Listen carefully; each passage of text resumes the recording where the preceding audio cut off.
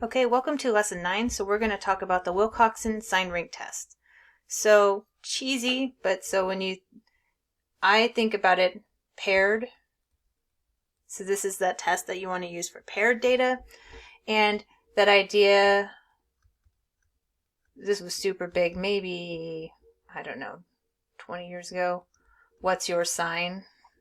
That used to be something people used to ask each other. Reference to horoscope signs. I don't know if people still ask each other what their signs are. That used to be a thing back in the day that people would ask on dates. Signed rank, paired data. Cheesy, but if you remember it, that's totally fine. So first we're going to have a little review, talk about recognizing independent sample versus dependent. So by dependent, usually we mean matched pairs. So true or false, oops, a matched pairs t-test is used for two independent samples. So if there are two independent samples, they aren't matched. So this will be false. So the idea, one of the big giveaways is if you have two samples and they're different sample sizes, chances are those are going to be independent samples. They're not matched anyway. Not exactly. It won't be a matched pair test anyway. So independent or dependent. So we have a scenario that we want to conduct an experiment to see whether age plays a factor in solving a puzzle. They go ahead, they take 30 adults. They have 17 of these adults are 35 or younger. 18 of the adults are 36 or older. Each subject is given a puzzle and they record how long it takes to solve the puzzle. We want to know if there's a average solving time difference between the two groups. So are these samples independent or dependent? So one way to think about it is you have a sample of 35 or younger people and you have a sample of 36 or older people. Is it possible for one person to be in both groups? Hopefully no, unless this is given over a very long period of time, which I doubt. It sounds like this is a single afternoon kind of thing. These are going to be independent groups, right? You're not going to have people that are 35 or younger and 36 or older. There just isn't overlap between those two groups. So here's another scenario. It's similar. They're still looking at puzzle solving. So they want to know if siblings have similarities in their ability to solve a puzzle. So we have 35 sets of siblings. They go ahead and everybody's given the puzzle and they record the time it takes to solve the puzzle. And we want to know if the older sibling tends to solve the puzzle faster.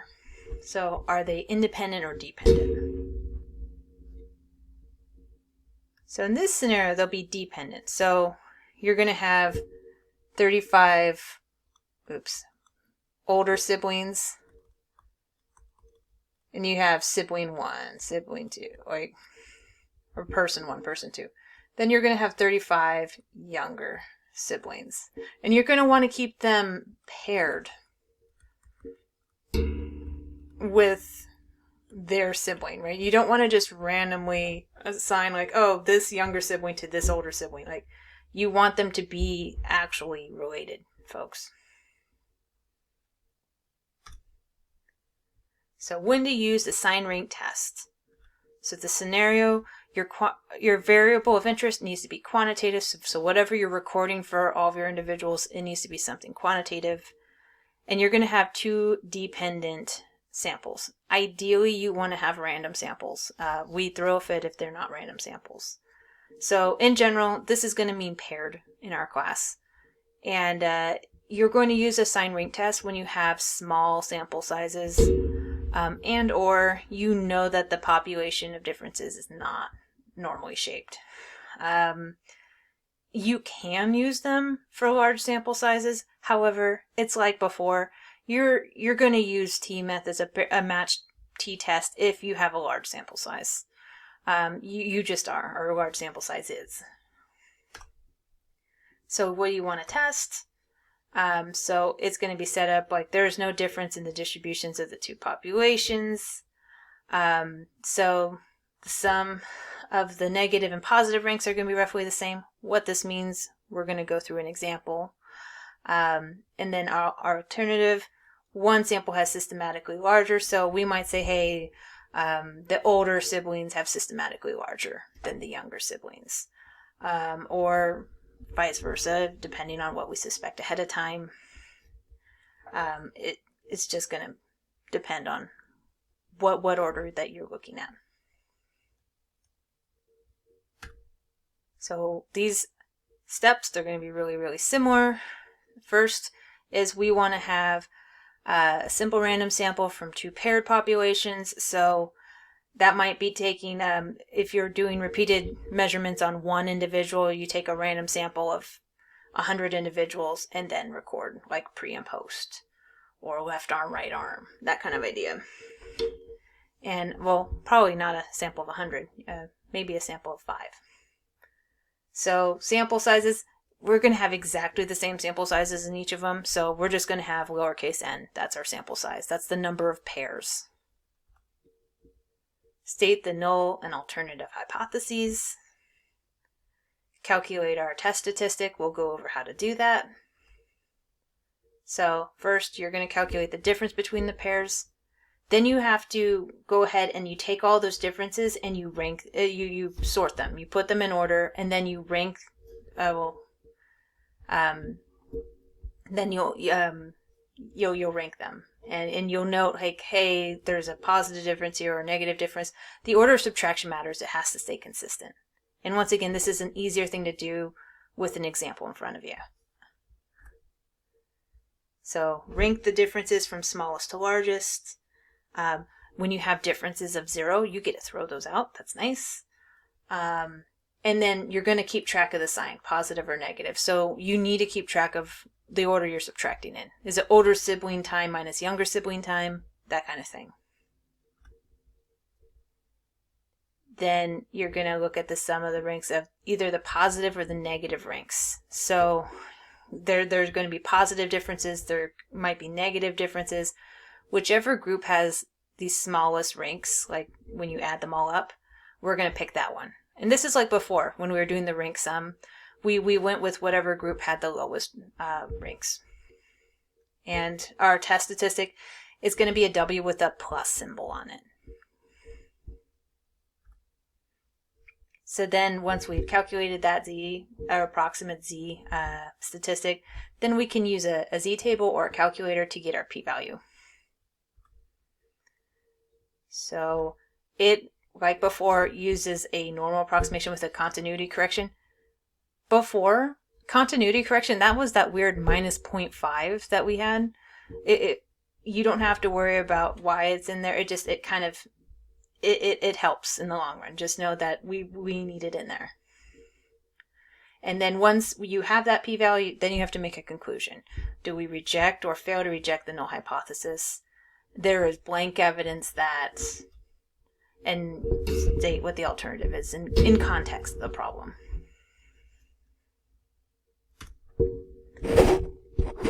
Oops, sorry. I'm having issues with my mic today. Sorry about that.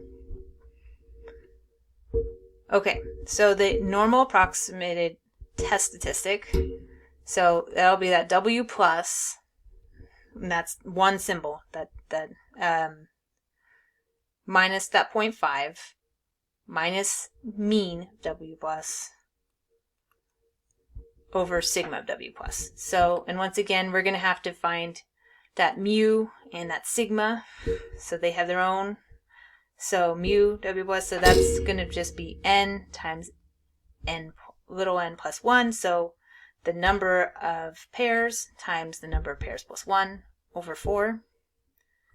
Sigma, so we're just going to use little n throughout, because it's the same number of pairs, no matter which way you look at it. So n times n plus 1 times 2n plus 1 over 24. All of that square rooted. And so you can either, once you get this Z test statistic, you can either use a Z table or you can use a calculator and use the z-test command. Okay, so here's the example that we're going to use in this lesson. We have a fitness expert. They have a small sample of clients, hopefully a randomly selected small sample, that they went through their 6-week fitness program. So these individuals, client A, client B, client C, D, E. So there's 5 clients, and they have a before weight, so before they started the program, and an after weight, so after they finished the program. And so we want to know, is there evidence that the after weight is systematically lower? Because if the after weight is systematically lower, this suggests that, people were losing weight after this program. Use a significance level of 0.05. So state, is the weight systematically lower across individuals after participating? So I would even write after participating in the weight loss program. And our parameter was a sample of 5. Unless we know that the differences are normally distributed, that central limit theorem is not going to kick in and save us, so we can't use t-methods. So it's going to be no parameter. It's non-parametric test.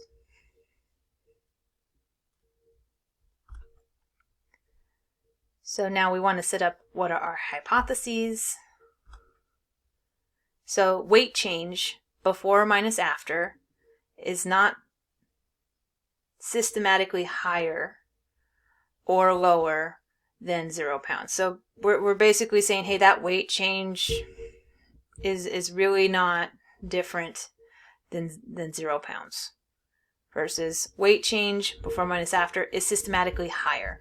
We want to specifically look to see because if weight change is higher than 0 pounds and we're doing before minus after, that implies that people's before weights were higher, which means people's after weights were lower. That means people lost weight systematically. So you can even look at 7. Here are my differences. Negative 11. Sorry, it's a little squiggly. 5. I'm doing before minus after. 21 plus, so 22. 22 plus 26. 48. So it looks like all but client B lost weight. So my significance level, they told us to use a significance level of 0.05. So that's what we're going to use. So looking here, those are those differences. They went ahead and put them in order. So we have somebody who lost 5 pounds, somebody who lost 7. Absolute order, that's saying, hey, we're not accounting whether or not it's negative here. But we are keeping track that it is negative. This is the one person, this person gained 11 pounds. These lost. So when we put it in order, there's only one person that gained weight. They have a rank of 3. So what is the sum of the negative ranks? So because we did it before minus after, client B is the only one. So that's that 3. What is the sum of the positive ranks? So when we do that subtraction, we get positive numbers. So before minus after gives us positive. So that should be 1 plus 2 plus 4 plus 5. That'll be 12. So we are going to use, so W plus, that's going to be equal to 3, because that's the smaller one. That's the smaller between 3 and 12. So W plus is 3. N is equal to, we had 5 clients, so 5 pairs. And that's all we need really to plug in here. So n times n plus 1 over 4. It's going to be just 5 times 6 over 4. We're going to get 7.5. And then for sigma of W plus, plug in 5 for n. We get a sigma W plus equal to 3.71. Now we just plug both of those into here. So the W plus is 3 minus 0.5. So we have 2.5 minus 7.5. We get negative 5 over that 3.71. So we'll get a z statistic of negative 1.35. So now we can go ahead and take this and either use the z-table or use a calculator to get a p-value. So negative 1.35. If I were to break this up, negative 1.3, this tells me which row to go to. 0.05, this tells me which column to go to. So I end up getting a one-sided p-value, which is what we want. We're always going to go one-sided for the most part, and not going to do something else in this class. 0.0885. This is not a very big p-value. Sorry, this is not a very small p-value. In fact, this p-value is bigger than their significance level. So we do not have very strong evidence. Not strong enough here. And here's just a quick run through on the calculator. You would go through that z-test. Again, you would plug in for your mu of W plus. That's what you'd plug in there, that mu naught. Sigma W plus goes there. X bar, that's the trickiest part. That's your W plus minus that 0.5. And then pick lower than and calculate. There is our p-value. That is a more exact one there. Either way, we're totally fine. They're all going to be pretty close. So p-value of 0.0889 if you round to 4 places. So we have a 0.0889 at the 0.05 significance level. So things to note, this p-value is kind of big. It's bigger than our significance level, which means we didn't have strong enough evidence to reject. So we failed to reject the null hypothesis. And if we're looking at that spectrum, there's, some evidence. Moderate's probably pushing it. There's some. It's not a lot. It's not enough. So I know some folks would write not enough. Some is okay. If you write strong, we'll hone in right on that. We will know. So there is some evidence, and then we have to have the alternative in context here. There's some evidence to conclude that weights were systematically lower after completing the weight loss program. So one thing to know is because we switched to using ranks, we no longer paid attention to how much weight was lost or how much weight changed. We just pretty much went, well, okay, what weight change was the most? Okay, so we got, hey, most of the bigger weight changes were weight losses, but we did not retain information about how big those weight changes were. Just that the biggest weight changes were weight losses. So once again, that's a big reason why you're going to want to stick to a t-test if you meet that sample size requirement. So dealing with ties, so it depends on what kind of tie that you have. If you have a tie within a pair, so your pre and your post score is exactly the same, so the difference is 0, you throw that individual out. You just drop them because they're not positive, they're not negative, their difference is 0. They don't belong in either group. And then similar to before, where if you have the absolute differences, so if I had the differences, and I had a difference of 1, 2, 2, 3. I am totally making up. These are horrible. You would rank it 1, and then you would average these two. So 2 and 3. So this would be 2.5, 2.5, and then 4. And just know the rank should go up to however many individuals there are. So if there are 5 clients, the highest rank should be 5. Unless the highest rank is a tie, then it would be, if it's a two-way tie, it would be 4.5 and 4.5. So that's how we would work with ties. So if your before and after are the same, and so your difference is 0, you chuck it. If you go ahead and you line up all of the differences in order, ignoring whether or not they're positive or negative, you're going to have to take the average of ranks, similar to with what we did in Lesson 8. I believe that's going to be it for Lesson 9. I look forward to talking with y'all on the discussion boards.